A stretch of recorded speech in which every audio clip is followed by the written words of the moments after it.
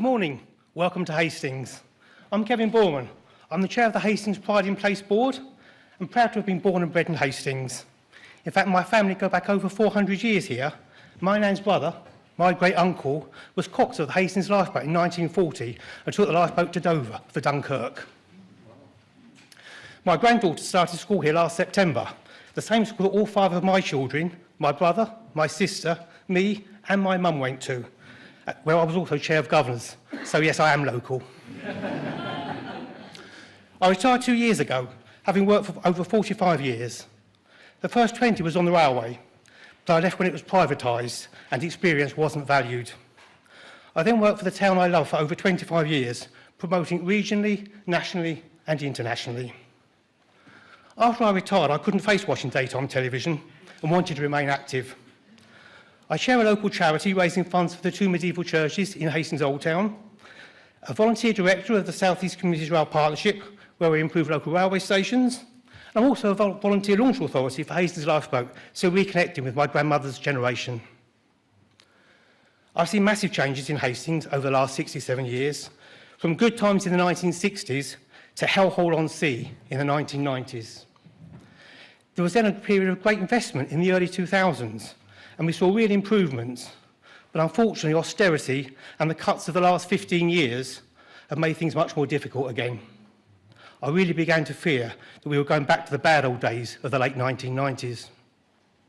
But I've always tried to be an optimist, and I can see under this government things are getting better. Local people need to feel positive, to see that change for the better is possible, and feel pride in where they live and work. Small changes can have a big impact on people's lives, and the government's Pride in Place funding for Hastings gives us the opportunity to make things better, to give local people hope for where they live and hope for the future. I am really looking forward to making our hopes and plans for the future come true, to really make things better for people here. I absolutely believe we can deliver, and we should. We owe it to the people of Hastings. And I'm delighted to introduce to speak the person who's making this possible, the Prime Minister, Keir Starmer.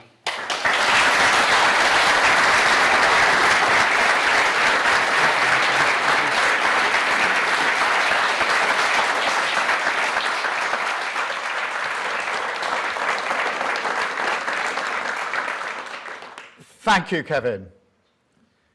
I want to begin by addressing some of the issues around the Mandelson case. I entered politics later in life. I did so after a career in the criminal justice system, including as Director of Public Prosecutions.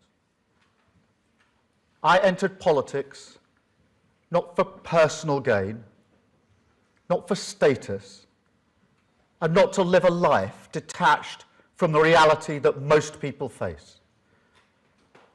I entered politics because I wanted to change our country for the better, to make it fairer, safer, more secure.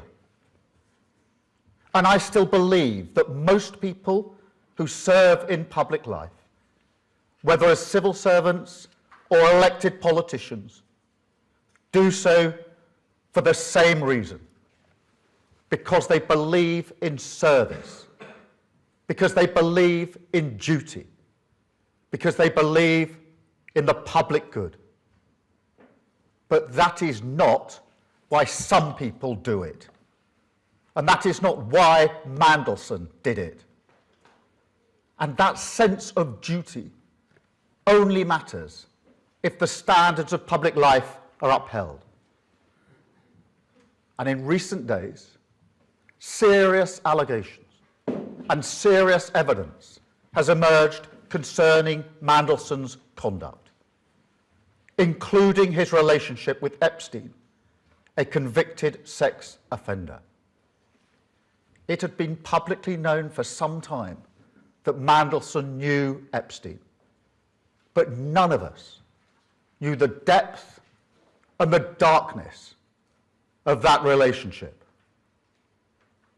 What has come to light has raised serious questions. Information that was not known at the time of his appointment. Before he was appointed ambassador, Mandelson was asked directly about the nature of his relationship with Epstein. He was asked whether he had stayed at Epstein after his conviction. And when, later, further information came to light, he was asked whether he had accepted gifts and hospitality, about whether he had been fully transparent about the relationship. The information now available makes clear that the answers he gave were lies. He portrayed Epstein as someone he barely knew. And when that became clear, and it was not true, I sacked him. Such deceit is incompatible with public service. Let me be clear, no one is above accountability. And no one, however well connected, however experienced, however senior, should hold public office if they cannot meet the basic test of honesty. I also want to address the publication of the information Mandelson provided during the appointment process. I understand the strength of public feeling. I share the anger that people feel when powerful individuals appear to escape scrutiny. And I want to be able to release those documents as quickly as possible. I wanted to release them yesterday, in fact, and to talk about them at Prime Minister's questions. But the police have advised that releasing certain information now could risk prejudicing a future investigation or legal process. And however frustrating from my personal point of view that is, and it is, I will not take any step, however politically tempting, however popular, that risks justice for victims. Because this is not and must never become a political game. The victims of Epstein have lived with trauma that most of us can barely comprehend. And they've had to relive it again and again. They have seen accountability delayed and too often denied. To them, I want to say this. I am sorry. Sorry for what was done to you. Sorry that so many people with power failed you. Sorry for having believed Mandelson's lies and appointed him. And sorry that even now you're forced to watch this story unfold in public once again. But I also want to say this. In this country, we will not look away. We will not shrug our shoulders. And we will not allow the powerful to treat justice as optional. We will pursue the truth. We will uphold the integrity of public life. And we will do everything within our power and in the interests of justice to ensure accountability is delivered. That is what the public expects. That is what the victims deserve. And it is what I will do.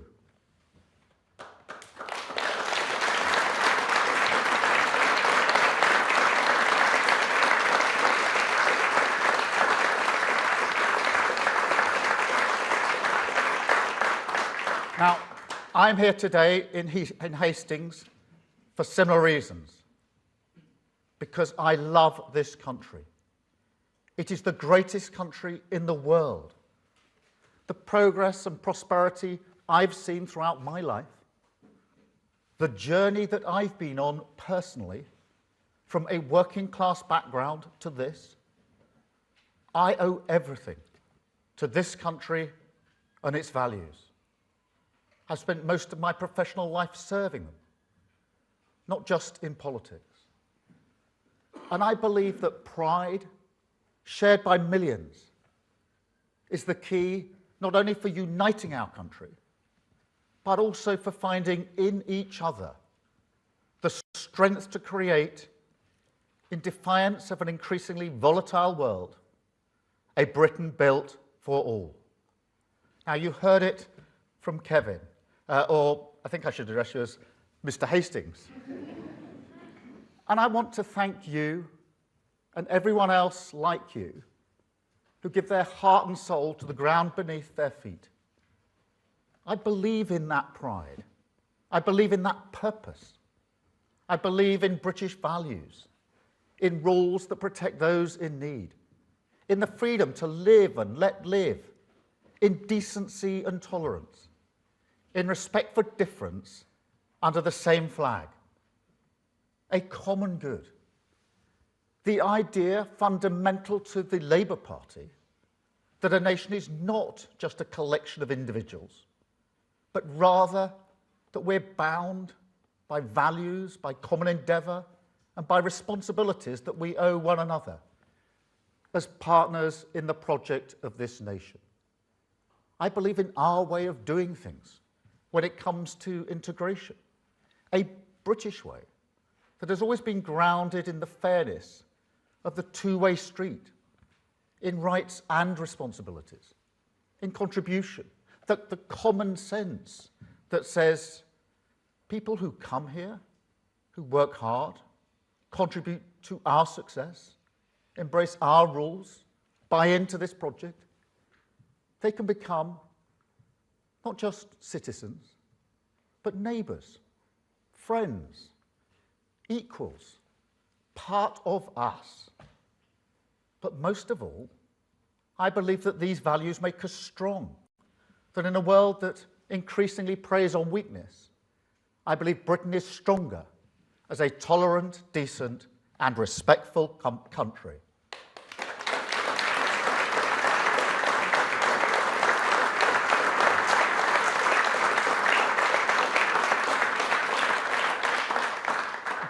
But we must be honest, because while I will always believe in these values, we cannot be blind to the reality that in recent years their practice has often become poor, and that when it comes to our shared responsibilities, we've taken our eye off the ball, and that our social contract is currently nowhere near strong enough to weather the storms of this world, because it's been undermined by political neglect, the scorched earth of Tory austerity, high streets, libraries, youth clubs, the places that shape a life, that bring different people together, that create the bonds of memory and pride in so many towns. They were just abandoned. Until you see now, sometimes from the very same people, a politics that has no interest in rebuilding any of that, only in exploiting the social scars. You see it in the industrialised grievance factory, in parts of social media. Miserable video after miserable video, telling you that entire cities and towns, the great communities of this country, are wastelands, no-go zones. And worse, selling the lie, defied every day by millions of people in this country, that people who look different cannot really live together. I reject that completely.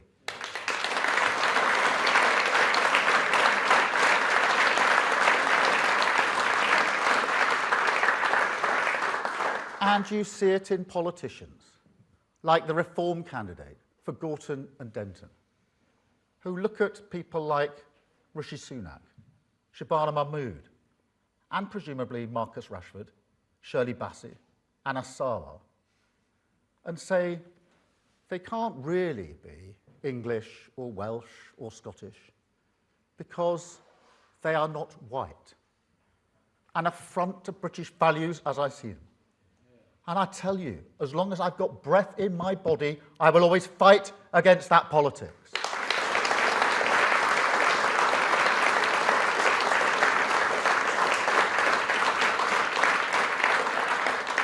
And on that, honestly, I never thought I would see the day when the Conservative Party would tolerate, for months, a man who went to Birmingham and said that the city had failed at integration because he didn't see enough white faces. That is a disgrace, and he should have been sacked months ago.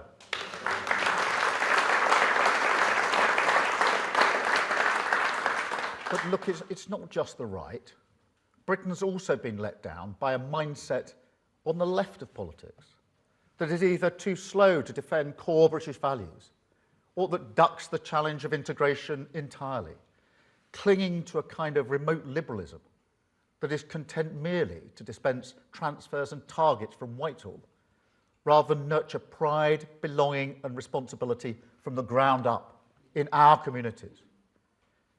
You know, the Labour Party is the institution that stood with working class communities in cities like Glasgow and Liverpool, and door by door, street by street, turned a politics shaped by grievance and religious sectarianism into one of national renewal. That is our task again, because politics in this dangerous era, it's no longer about left and right, but a contest between renewal and grievance, between those who believe society is a zero-sum competition and those who believe we can unite for the higher purpose of our community, our country, our common good. This government chooses the path of unity because that is the only way we can change Britain, the only way we can take control of our future, stand up to the world and walk forward together. And mark my words, it is a vital task. Enemies of Britain are active in this country trying to destabilise us.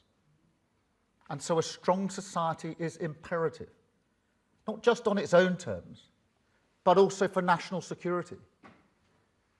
To put it more bluntly, any country that cannot keep its high streets alive, its bills down, and its people feeling respected will struggle to meet the test of our times. So we must strengthen our society because it's vital for the future of this country. Now, it starts with the economy. That's fundamental. If we're going to defeat the politics of grievance, we must tackle the cost of living crisis, and we must raise living standards, not just in a few cities or regions, but across the entire country. And it's not hard to understand why. If you're simply battling through the days, it's hard to look forward with hope, let alone find the strength in each other. And so all the decisions we took at the budget, getting inflation down, freezing rail fares, freezing fuel duty, slashing the cost of childcare for working parents, supporting people with their energy bills, but also investing in every community in this country, backing a proper industrial policy, raising the national minimum wage, that is all the absolute foundation of a strong society, essential for restoring hope in Britain. Second, we need to reform the state so that it recognises contribution as the common sense basis for integration, most of all on migration. Now, I know that migration is bound up with who we are. Of course it is. It's fundamental for the stories people tell about themselves, their family, their history and relationships. And I will never denigrate the contribution migrants make to our society and our story. Quite the opposite. And yet, it seems obvious to me that failures in Britain's migration system under the Tories were so shocking that they weakened trust in politics, faith in democracy to deliver what people vote for, and now, exploited by politicians of grievance, support the idea that diverse people can ever truly come together. Now, I reject that politics with every fibre in my being. But if you're serious about bringing this country together, you cannot ignore this issue. And so, yes, Our reforms on migration are about taking control of our borders, but they're also about contribution. I mean, go back to Windrush, which is such an important moment in our national story. The people who came here, they weren't victims, they weren't vulnerable. Britain didn't invite them here as an act of compassion. That is liberal vanity. No, they came here because Britain needed them, because they wanted to come. And Britain wanted them to make a contribution. And they did. They helped rebuild this country. Now, I think there's far more dignity in that story, the real story, than in this kind of fairy tale of Britain's charity. There's a mutual respect in it, a fairness grounded in contribution that I believe has always been the basis of trust in migration policy for the vast majority of people in this country. And so our reforms to migration, they will boost integration, they will restore trust, and they will help return us to a situation where the migration policy cannot be exploited by people who think that whiteness is the same thing as Britishness. And third, we need to be more vigilant in asserting British values and call out those who want to divide us, whoever they are. Now, obviously, that goes for any form of extremism, whether that is extreme right ideologies and their hatred of Muslims, or Islamist ideologies and their hatred of Britain and Jews. But it also means we've got to fight a more insidious, passive tolerance. I mean, it's not hard to support the just cause of a Palestinian state without being anti-Semitic. Millions of people do that, and I'm one of them. It is the policy of this government and this country to recognise Palestine. And yet, on the marches that supposedly support that cause, you will often see clearly racist banners, anti-Semitic hate, a fact that leaves a minority community in this country scared and intimidated. A community which, let us not forget, suffered the most recent terrorist attack on these shores. How can that be right for a country with values like ours? How can it be right to turn a blind eye to racist hatred of any kind, whether victims are Jews, Muslims, or any minority? It can't. And so, frankly, we do need to be much clearer as a society about what we expect of people and the responsibilities that come with rights. And that means much stronger powers to the Charity Commission to shut down charities that promote extremism. It means tougher regulation of homeschooling, because schools are so important for integration. And so we need a higher bar for people who want to opt out of that responsibility. And it means we need to improve across the state English language provision. Now, it's a simple argument.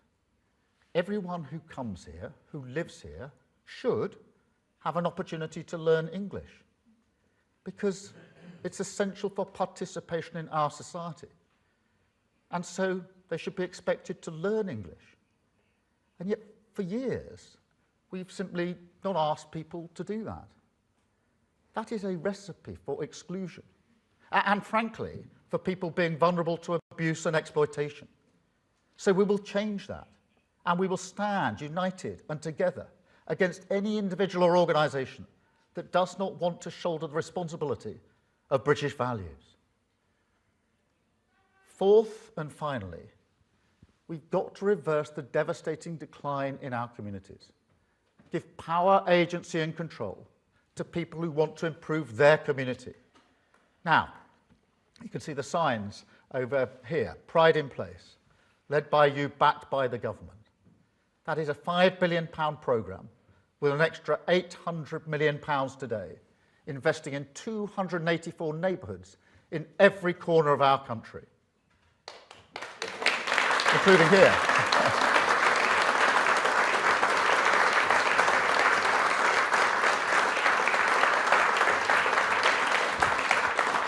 Because pride is the social glue the force that holds together a community and a country. And yet, there's a paradox. This is the country where local identities, down to the village level, burn more fiercely than any other, where accents can change over a very small distance, where you get, amongst other things, a football league pyramid of 92 teams, 92 identities, 92 passions, and countless local rivalries. That's unique. We're a country of 4 nations, distinct and proud, where, as this weekend's rugby will show, tribal rivalry is part of who we are. And yet 4 nations who time and again run through the fire together, a country forged by the solidarity of working people. But this is also a country, and this is certainly for England, where the state is one of the most centralised in the world, and where all that ferocious pride is completely ignored by politics. Take a man some of you know, Bernard Stonestreet, who I think is here. Where's Bernard? Bernard, very good to see you here. 24 years of service in the Royal Marines, I believe. Tours of the Far East, the Middle East, Europe, and Northern Ireland. Now, for many of us, that may seem enough service, but not for Bernard, because Bernard works tirelessly for Sussex, Hastings, the ground beneath your feet. He's opened a centre for veterans, where they can come and get support for mental health advice, particularly from people who've been there. He's opened a veterans cafe too, and he's looking to help homeless veterans as well. Thank you, Bernard.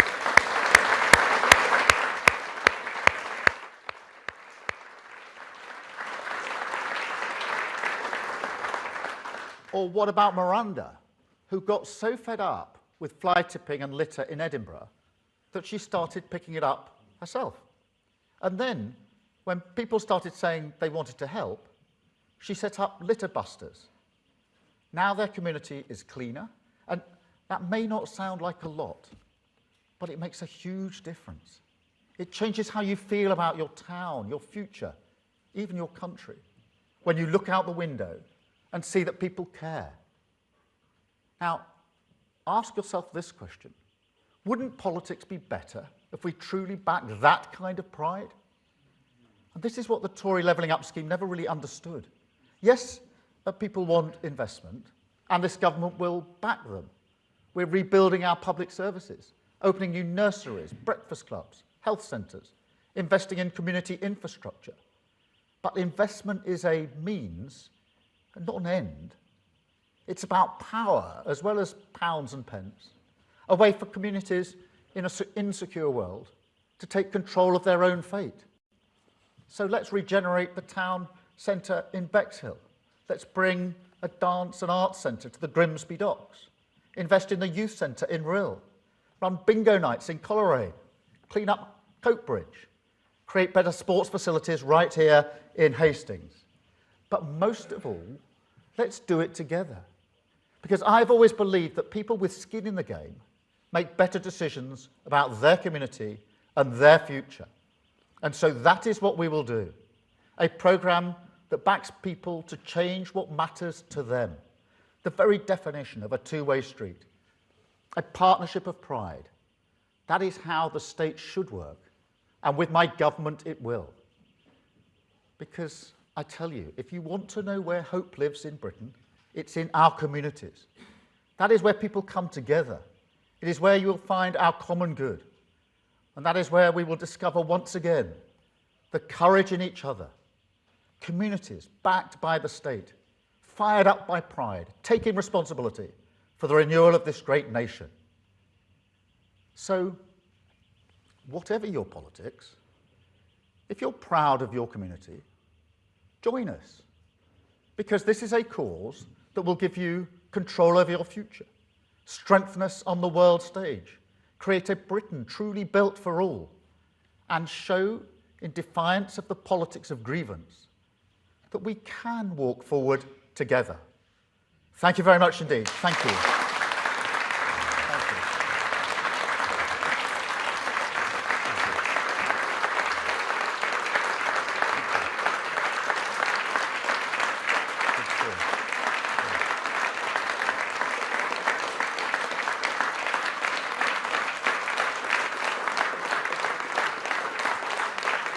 Thank you very much. I'm now going to take a number of questions from the media. Can I start with Chris from the BBC? Chris. Thank you, Chris.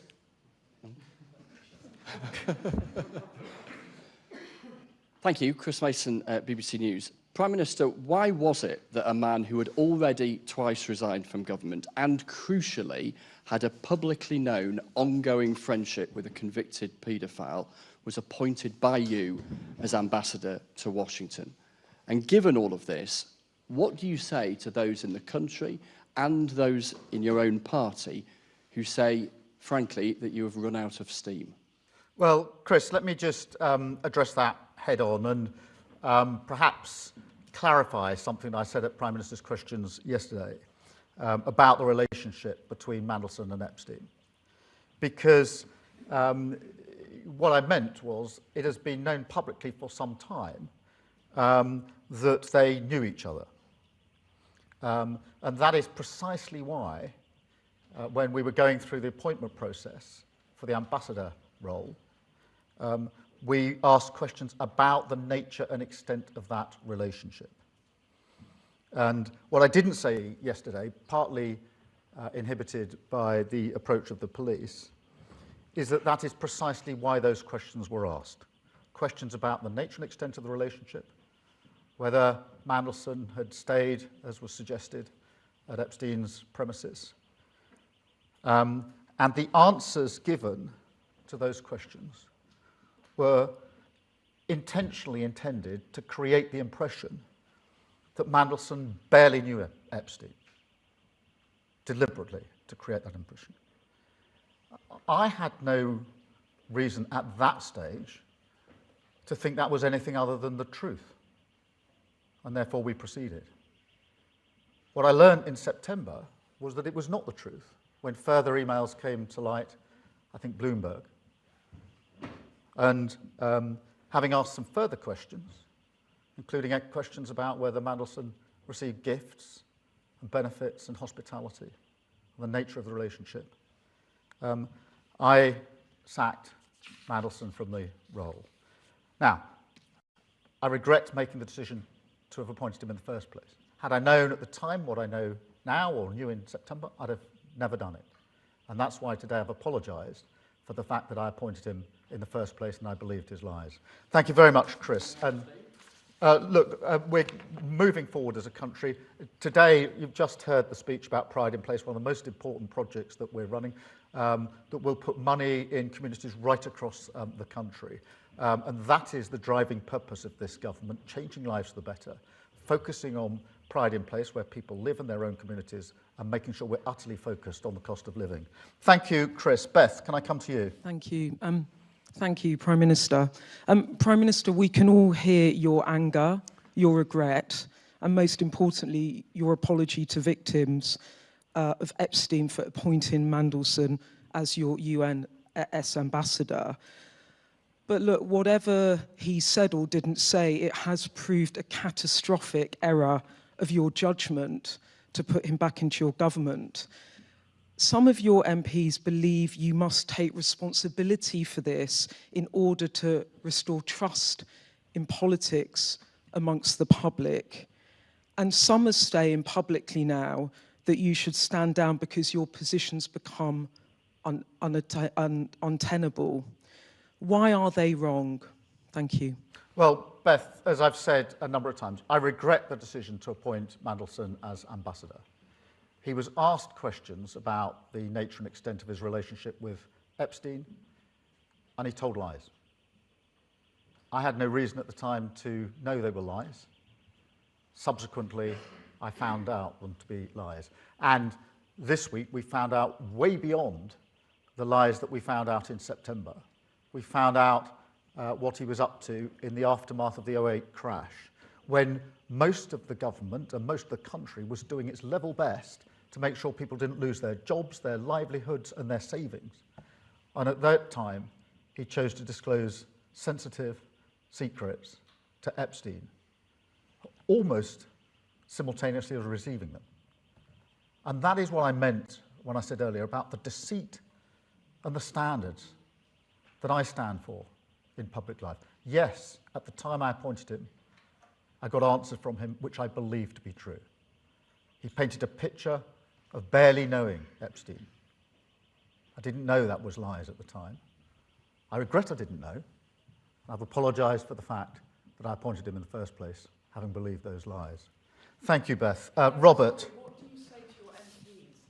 Some are publicly saying this morning they think your position is untenable. Please, directly, what do you say to them? Firstly, let me say I understand their anger and frustration. I am angry and frustrated like them because nobody wants to see these deceits in public life. They are angry about his association with Epstein, as am I. They're angry about what he did at the tail end of the last Labour government, and frustrated, as am I, that the full information of what was asked and answered when he was appointed can't be in the public domain. That is frustrating. As I say, I had hoped to deploy some of that at PMQs yesterday because I wanted people to know what was said and what I received, but frustrating that can't be done. So I understand their frustration, but we must remain focused on what we were elected into government to do, which is to change this country for the better for millions of people, and that's what we will do. And today, in Pride in Place, what we've done on the economy are examples, but only examples of what we're doing. Thank you, Beth. Robert, well, hang on, Robert, ITV.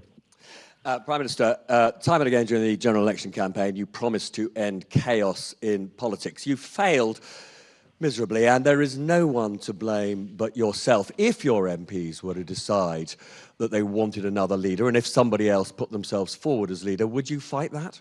Well, Robert, I was elected on a mandate in 2024 to change the country for the better, and that is what we're doing.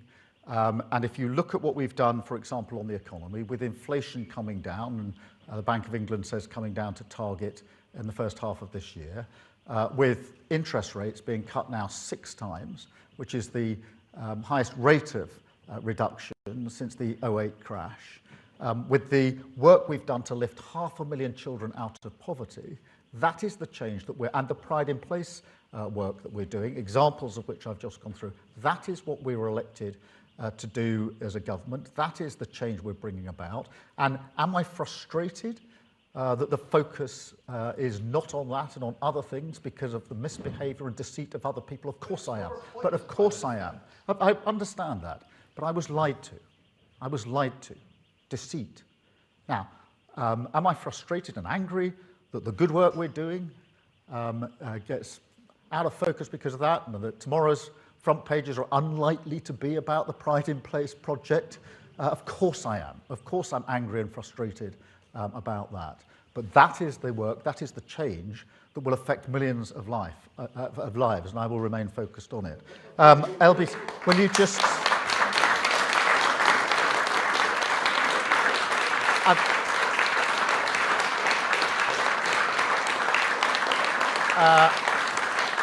I've got Natasha from LBC. Natasha from LBC. Prime Minister, you mentioned national security in your speech just now being vital for our future. Donald Tusk has said Poland will launch an investigation into links between Jeffrey Epstein and Russian intelligence. Would you like to do the same? And on Mandelson, obviously you are a distinguished lawyer. I think the question many of our listeners and viewers have is, when you had that evidence about Lord Mandelson handed to you, why did you then believe him? Just on the first point, I think whether it's Poland or elsewhere, we're obviously always working with our allies on any issues of national security.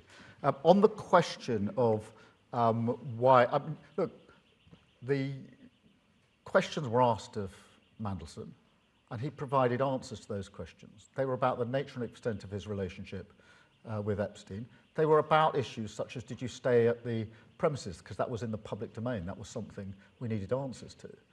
When he provided answers to that, I had no reason to believe he was telling anything other than the truth. In September, Bloomberg produced some emails which made it clear to me and others that what I'd been told at the time was clearly not truthful, which is why I sacked him.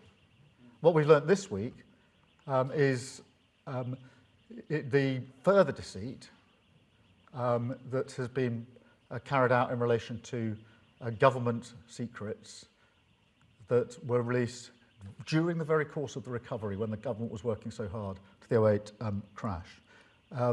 But I believed what he said to me. I regret that. I apologise for having believed him. He gave answers to the questions that were asked of him. I assumed and treated those answers as true. That was obviously a mistake. Thank you. I've got Sophia from Sun. Thank you, Prime Minister. You've spoken passionately today about victims and apologised to them.